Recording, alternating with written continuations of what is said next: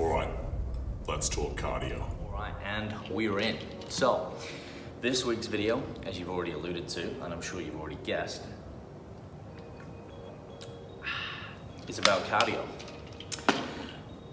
Now, what specifically are we going to talk about in regards to cardio? Well, once again, I've made a few notes, just so I can address some of the key points, some of the biggest misconceptions, and perhaps give some context around cardio. Should you do it? How should you use it? Specific to your goals, and kind of define, what it really is apart from the obvious, and if you should implement it, how much you should implement it, and how you should think about it in relation to achieving, again, your body composition and physique goals, because there's a lot of misconceptions around it. It's something that on the whole is, quite frankly, overused and abused in many ways, excuse the pun, and I want to bring some clarity around it, and perhaps again put it into context so that you can go forth and use it perhaps a little bit more strategically. You can use it with more calculation, with more poise, and enjoy your training and be more efficient and effective, as always, in your approach. So the first thing I want to talk about is, I guess, let's define what cardio is and why we do cardio in terms of health in general. So cardio usually relates to the third energy system. So that's the aerobic energy system, anything generally where we're in an exercise for over a minute, okay, for the most part. So think of, for example, look at your endurance runners, look at anything sports specific, whether that's tennis, whether that's rugby, whether that's, running for long distances on the bike, etc. Now, a lot of those sports have combinations, but the primary energy system is going to be the aerobic energy system after a while if you're in that sport for a long period of time. Now, the reason why this is important to understand, not only because it's an example of using the energy system, again, you're starting to get puffed out, you're pumping blood around the body, you're oxygenating it, etc. And there's all different types as well, and digressions. And again, I'm not going to go into too much detail. I'm not going to really work with too much, I'm not going to work out of my scope. I'm going to talk about the things that I know to be true from literature and, again, my own experience. So as always, a disclaimer, team, this is from my knowledge, my experience, and what I have read and learned to date. So take everything with a grain of salt, as always, and cross-reference it, ask questions, be curious, but take it into account, apply it, and start to ask better questions and understand that a lot of the time things are not quite aligned, or perhaps you might not have the full truth or the big picture in mind for your goals. Okay, so we know what cardio is, and again, most of us that are in a gym setting, and if you're here watching this video, I imagine you have an interest in building a more aesthetic, strong, functional physique in a holistic way, because that's what I'm about on this channel, right? That's what I do, that's what I practice, that's what I preach. So we're going to be looking at things from an essence of more building muscle. So again, more of a strength-based athlete, a physique-based athlete, so I'm going to talk about it from that perspective. So we're not really going to be going into your sport-specific, endurance-based activities. We're going to be looking at it, again, more strength-based related. So the first thing we need to look at is actions versus outcomes. So, for example, if our goal is to look lean, to look muscular, to build strength, to look jacked, or whatever you want to call it, or as a female, you want to look tight, you want to look toned, now, cardio has its place, but primarily our focus is going to be on resistance-based training and resistance-based activity. And that's going to be using the two other primary energy systems before it. So we've got our creatine phosphate, so our ATP-CP, and then we've got our anaerobic, and then, as I've already mentioned, we've got our aerobic energy system. So primarily for weight training, we're going to be using the first two energy systems, okay?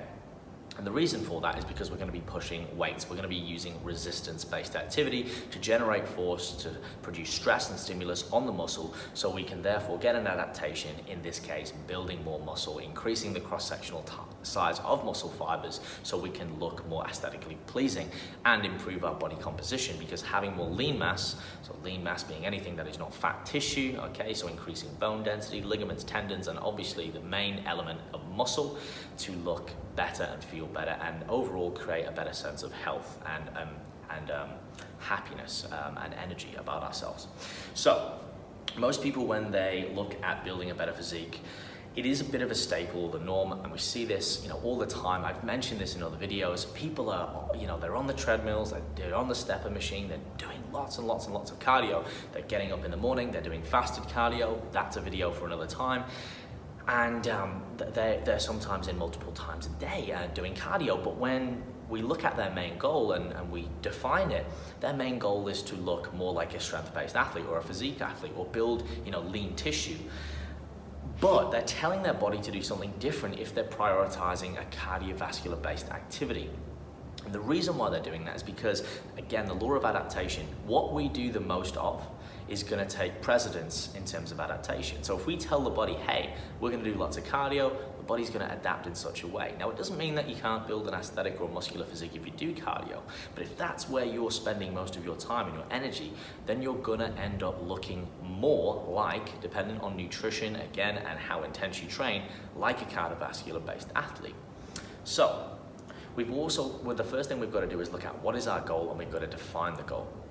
So for most people, you want to look, again, aesthetically pleasing, you want to build muscle. So you should place most of your energy and most of your focus on learning how to lift weights correctly and implementing a strategic and a clever weight training regime. Okay, so depending on your goals, once again, we've talked about a little bit in the past behavior and lifestyle. And once again, this is something, shameless plug, that you can find in the academy where I teach you the fundamental principles of what is most important.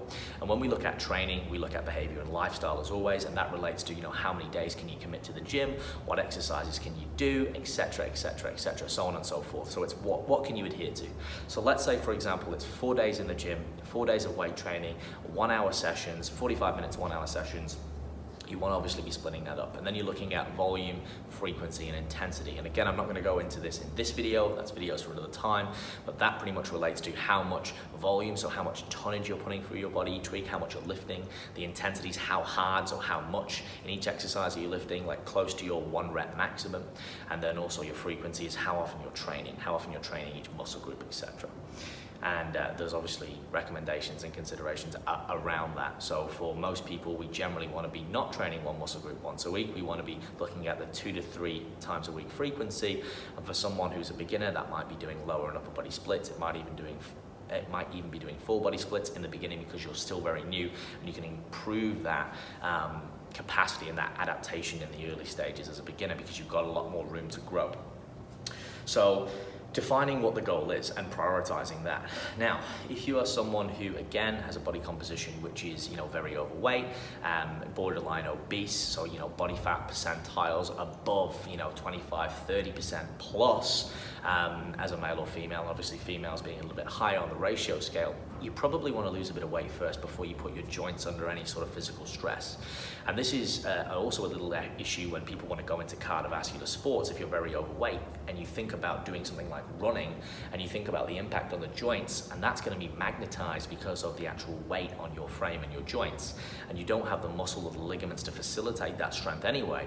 So one of the worst things that someone could do if they were really overweight, like you see on The Biggest Loser and so forth, is getting people who are very big, who have a very low capacity for any sort of general activity or acquisition, to start running and hurting their joints. So the first thing you want to do is get them to lose weight, and the most effective way to do that, as we know, is nutrition and energy balance. So it might be increasing someone's nutritional habits, it might be cutting out a lot of junk food, which is usually the case, it might even be getting someone to eat more regularly, but it's usually cleaning up all those little things like getting enough protein, fat, and carbs, and again the total energy intake during the week in a balanced approach to put someone in a calorie deficit so they can effectively lose weight. And then starting off with very low intensity exercises. So for someone who's very overweight, they might be doing obviously more light cardio, like walking, etc., and just getting out and about. Initially something that's not going to stress the body out of the joints, and then slowly increasing that over time as their body composition improves and they get to a more healthy range of body fat. Now again, going back to more specifically to building muscle, we get a lot of athletes who are constantly on the treadmill, constantly doing all this cardio, and you're telling your body all the time that this is something regular, whether that's intense, whether that's low intensity. It's usually low intensity, it's this fasted cardio, it's this I've got to do my cardio after my weight training session. And once again, why not put that effort into your weight training sessions? Now, doing cardio-based activities, you're going to generally burn more calories if you were looking at things from an even standpoint. So, 1 hour of actual intense cardio, 1 hour of intense weight training. But when we weight train, we use all of the energy systems and we create a lot more adaptations. Hence why strength training is the most efficient way to recompose your body if you have an interest in, again, increasing your lean mass. So just doing cardio, for example, and then expecting to build muscle or looking toned when you lose body fat is really kind of at a loss, especially if you're someone who's past the beginner phase and you're wanting to build more than the average amount of muscle. So what we'll see often in females is really common. They'll do lots and lots and lots of cardio, and then they get to a point where they're like, oh, I've lost all this weight, but I'm skinny fat, I'm saggy, my bum sags, I'm not. And it's like, well, you didn't do any weight training, or you didn't do enough weight training. And again, another video for another time is the exercises, which is something I'm going to do soon. So I've touched base again. I've often mentioned this in other videos, or I've alluded to it, where females are choosing movements which are in isolation. They're using a lot of the booty bands. They're using a lot of cables. They're doing a lot of weird movement patterns which are not really putting or facilitating a lot of mechanical tension or enough mechanical tension on the muscle. They're not putting enough volume and stress or stimulus on the muscle for it to grow. Therefore, they're not going to build enough muscle. They're making cardio a priority, so the body is adapted as such.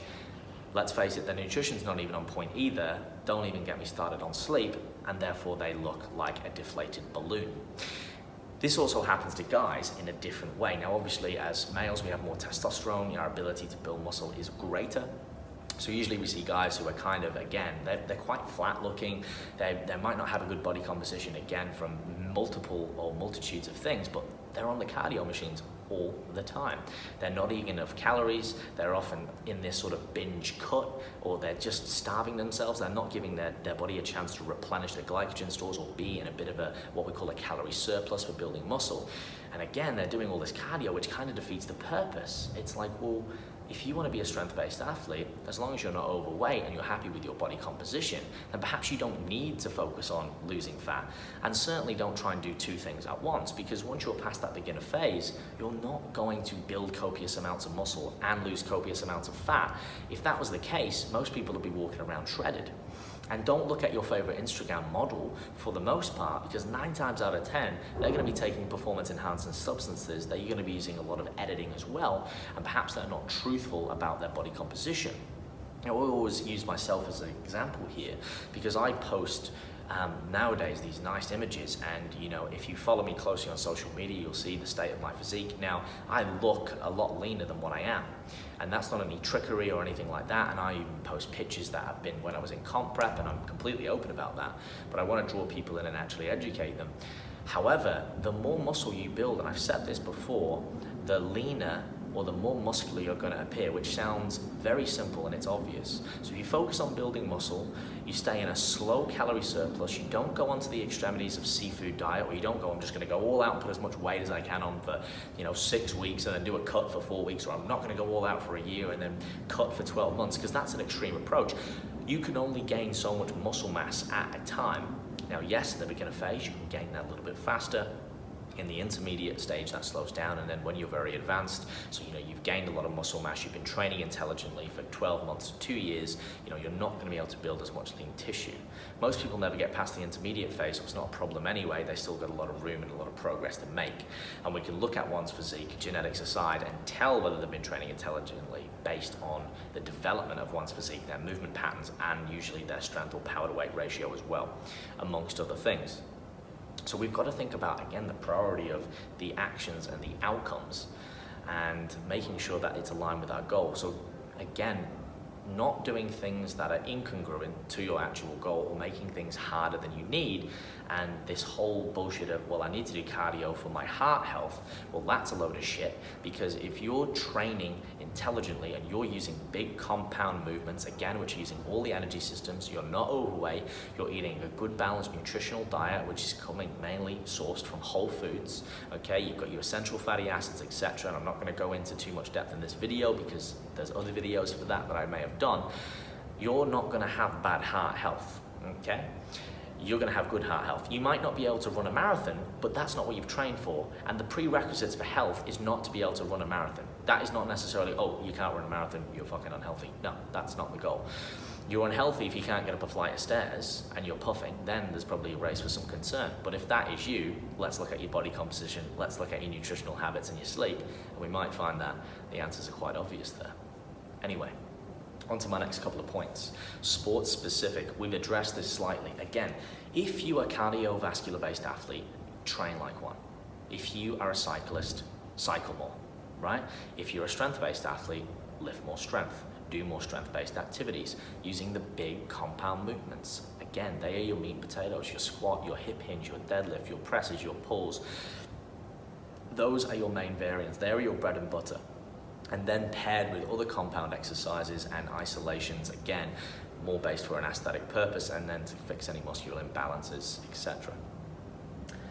Energy systems we've talked about. Again, understanding what energy systems you're using, what is going to be primary. So let's use an example again. So I talked about the cardiovascular based athletes and what they look like. Now let's look at the athletes who are using our energy systems, or the primary first two, so the creatine, the phosphocreatine system, and then the anaerobic. Okay, so have a little look at that. Look at sprinters in a cardio environment, right? 100-meter sprinters, bam, jacked to the tits. Not looking like, okay, endurance runners. They're not all massive, okay, but they're more muscular because they are designed to generate power, maximal force, maximal speed, strength, speed, power together, right? So strength and speed equals power. They are designed to run very fast for short periods of time. So therefore, although they may have a high VO2 max or a high sort of aerobic capacity, their endurance is not going to be as great. So you get them running a marathon next to an endurance runner and they're going to get pasted, but vice versa. You put an endurance runner next to a sprinter and they're not going to be able to keep up, okay? So if we are strength-based athletes, we're not necessarily sprinters, but we're using similar energy systems. We do have an interest in power, in strength, in speed, but then we're more specific to aesthetics. So we should be primarily focusing on weight training and having an energy balance or an energy intake that is congruent and aligned to that goal, which is, again, you want to gain muscle, let's get yourself in a slight surplus. You want to lose weight, a deficit. You're happy maintaining, maintain. And over time, as I've alluded to, increasing your lean muscle mass and becoming more advanced in the gym, you're gonna look leaner, okay? So someone, say, that has got more lean body mass, but it's the same body fat as someone with the same weight, okay? Let's say we have two clones. So let's say we have two 70-kilo athletes, okay? One of them has got a body fat percentage of 14%, one of them's got a body fat percentage of 8%. They're both 70 kilos. The one with more lean muscle tissue is gonna look leaner, right? And over time, the more muscle mass you assimilate, the leaner you're gonna look, because you're gonna be pushing, okay, again, that muscle closer to the subcutaneous, which is the outer layer of fat. You're gonna look more jacked, even at the same body fat percentage. So say when you first started training, you might be at like 12% body fat, and then you start at 70 kilos, and then you work up to, in, the next 5 years, sort of like 77, 80 kilos, or whatever it might be. And shit, like, fucking, you're gonna look a lot bigger and a lot leaner, right? Because you've gained a lot more lean mass. So a lot of the time, it's a bit of an illusion as well. And again, bringing it back to what I said about the thumbnails and how I look, and in my current photos, for those of you who follow along and what I currently look like now, a lot of people are asking me, are you on a mini cut? Are you getting leaner? Well, no, I'm not. I'm in a very slight surplus. I'm increasing my total volume, which again is king for building size. So I'm accumulating more tonnage each week. I'm putting more controlled stress and stimulus on my body in a strategic way. I'm slowly eating in a surplus, so I'm slowly gaining muscle. I'm not a beginner anymore. I'm intermediate to advanced at best. I'm a natural athlete. I don't take any performance enhancing substances, and I never have, and that is just my belief, and that is my preference. Nothing against people who want to do it, and so therefore I am going to gain in a leaner way. Now, by doing that over time, I can sometimes give the appearance that I'm leaner. I might have, for example, I might get a tan. I might actually, a lot of the time, I wear a t-shirt in the gym or something like that, and then I'll wear a stringer every now and again, and people go, oh wow, it's because they're not used to seeing that. But again, building more muscle mass over time and increasing that quality, you're gonna look to a degree leaner. And then obviously we may go through periods of where we do mini cuts and decrease body fat, and it might only be a couple of percent, but it makes a big difference when you've added more lean mass. You look a lot better. And when you're pushing carbohydrates up as high as I am over time and increasing that, I look full, I look vascular, I look, because my body fat is as such, and I'm increasing my glycogen storage, which increases my water uptake, and 80% of muscle is water anyway, so I look more quote unquote jacked, I look full, I look muscular. And that is something that takes time and consistency. Cardio, I want you to think about cardio as a tool, unless again you're unless you're a cardiovascular-based athlete. So why is it a tool? So again, when we look at creating, deficits with building muscle, okay, we can use cardio as a tool. We might not want to take food away, because if we want to create a deficit, we can work on, you know, energy intake, so from food, or we can look at energy output from exercise. So cardio is something that we may want to use as a tool to offset that balance. Now, in an ideal world, we want to get people, if you're a strength-based athlete, to a point of the body fat or the desired goal without using cardio at all, because it's efficient. And again, we want to put our energy into lifting weights, because that is going to be responsible for maintaining and growing lean muscle mass. And the cardio is just going to be there to offset any energy balance if we don't want to take away food. So it might be something that's a little bit easier to do a little bit of cardio. It might be 5 minutes of HIIT or 10 or 30 minutes of LISS, so low intensity versus high intensity, to burn, you know, X amount of calories, to expend X amount of calories, to put us in a deficit, to help us increase our rate of loss, you know, in a mini cut, in a competition or a preparatory period to get on stage where we're getting very, very lean. But again, keeping it specific to what you are trying to do. Now, again, things that are not really related, if I've got someone who's, you know, very sedentary and perhaps I just want to increase their cardiovascular health because, again, they are not, you know, a physique athlete, they're not jumping on stage, then I might assign some cardio, but I might assign something more appropriate that's going to be easier on their joints. I might do more functional conditioning work, something like, you know, a kettlebell swing or a sled push, which is still very aerobic in nature, but it still has an anaerobic element because they're using some sort of resistance and force. Still burns a little bit of calories, we're being smart, we're using multiple energy systems, and we can generally do that for a shorter period of time. And that's all about coming across from an intelligent approach. I just mentioned there the types of cardio. So we've got HIIT, so we've got high intensity interval training, which is something, again, that usually you have smaller bouts, but you'll have increments within those periods where you do high intensity and then go back to a moderate. So for example, we might say jump on this treadmill here, and I might warm up for a minute, and then for the first 20 seconds of each 5-minute period, I might do 20 seconds as hard as I can, or at, you know, a certain intensity, and then I might drop it back down and I might walk or I might jog, and then I'll sprint again. And by doing that, you variate the actual intensity of the cardio, and therefore you can efficiently burn more calories or expend more energy. And again, using different energy sources, energy systems, and using different fuel sources, mixtures of carbohydrates and fats. But again, not going into that into too much depth to confuse you. Now your LISS, so your low intensity steady state cardio, is again something where you're at a steady pace. You know, you're working at a rate where, for example, I will say to clients, you know, work at a rate where you couldn't hold a conversation. You're not completely out of breath, you're not sprinting, but you're doing a very brisk walk or a light jog where, or it might be on the rower or the bike, where you couldn't really hold a conversation with someone else, okay? So it's not super easy. You want to make sure that your heart rate's up at a certain rate so that you're actually in that, you know, fat burning or calorie burning zone. Otherwise, you're really just using what we call NEAT, which is non-exercise activity thermogenesis, which is like steps, or you're exercise, anything throughout the day where you're just on your feet, you're moving around. It's not considered exercise because it's not that intense, but you're still going to be expending calories and just running over and using your energy systems to move, if you like, and using a very small percentage of fuel, so usually just ticking over using fats, etc. So steps is something that we can use as well as another way to offset energy balance, and it's a really efficient way. So say someone's sedentary and we say, hey, you're getting 5,000 steps, go 6,000, walk the dog, you know, walk around the block. On your lunch break, go for a little bit walk, get those steps up. Again, it's super easy, it's not intense, but it all adds up to offset energy balance. And again, it doesn't take away from performance in the gym because you're not expending loads of energy doing cardio. You're again telling the body, hey, this is the way I want to adapt, this is the main stress and stimulus, and this is what's actually important to do that. Now, the last point I had was the misconceptions, and I kind of talked a lot about those anyway, and I'm looking at the time here, and we're approaching the old 25-minute mark. So I think the biggest misconceptions with cardio, apart from a lot of them that hopefully I've slain in this episode, is that you have to do cardio as a strength-based athlete, and it's something that you need it as a staple. Now, once again, I'm not against cardio. I know there's a lot of people that think I am. I'm not, I'm just very pro strength-based training, especially when your goal, or most people's goals, or the clients I work with, are strength-based related. There's nothing wrong with cardio, but I want you to think again of it as a tool. It's not something you need, you don't necessarily need it for heart health. Again, it's contextual. Like all the key points I talk about, it's not like anything is bad or anything is demonized. It all comes down to you, your outcomes, your goals, your preferences, your skills. You know, it's all bespoke and specific to you. So it doesn't mean that cardio is bad, or, you know, plants are bad, or anything is bad and good.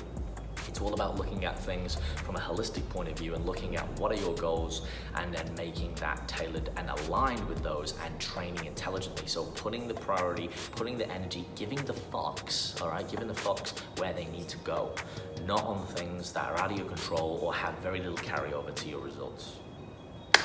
Right, I probably forgot a few things, but that's all the points that I made, and that's gonna be long enough for this video. As always, team, if you like the video, comment with any thoughts and feedback.